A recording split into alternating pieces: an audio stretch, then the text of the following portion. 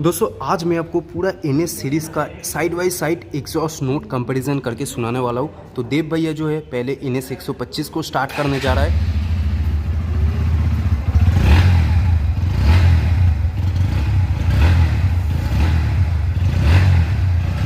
Okay, अभी start करते Pulsar NS 160 को।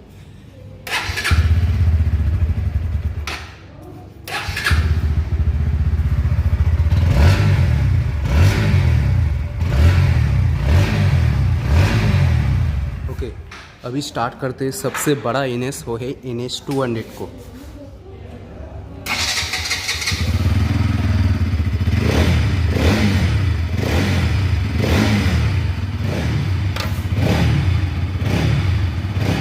तो आपको इन तीनों एनएस के अंदर कौन सी एनएस की एग्जॉस्ट नोट अच्छा लगा, आप लोग जरूर नीचे मेरे को कमेंट कीजिएगा।